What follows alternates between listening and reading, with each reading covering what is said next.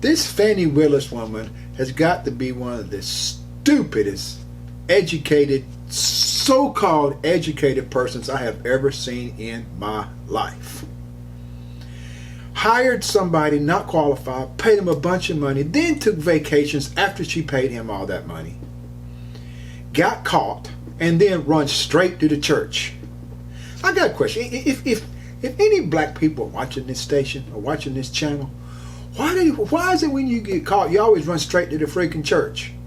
She probably took off work, called the congregation together to get there and then start yelling racism. It's unbelievable. She probably one of them DEI hires, got affirmative action, skated her way through. I don't know any other reason for this. Because that is one stupid thing this woman done, and now she is caught and squealing. Let's take a look at this.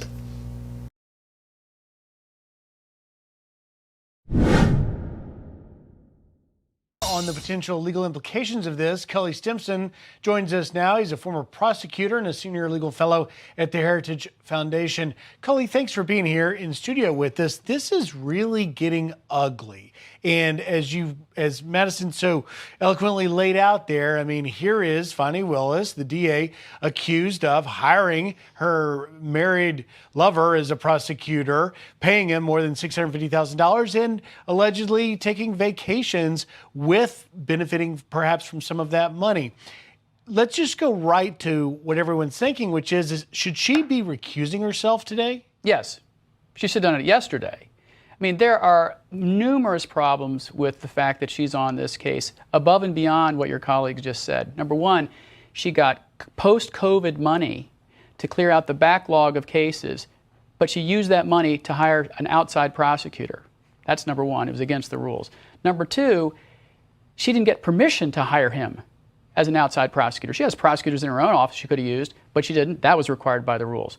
He took actions in this case before he was sworn in, including indicting people, before he was sworn in as a special prosecutor. That is bad. Of course, we know about the trips and the amorous relationship. He's never tried a RICO case, so he wasn't qualified in the first place. And Griff, honestly, any one of those reasons alone would be enough for any honest prosecutor just to say, you know what, I'm going to recuse myself. The interests of justice require it. The perception of impartiality required. We'll just give it to another county and let them handle it. But when you add all of them up together, the cumulative impact, this is an appellate lawyer's dream. Because even if this case goes to trial and she stays on and Wade stays on and there's a conviction, this is appeal bonanza. She, by the way, has not denied this affair. And the only really on camera we've seen of her was last weekend when she seemed to lob accusations of racism. Watch here. I appointed 3 special counsel, as is my right to do, paid them all the same hourly rate.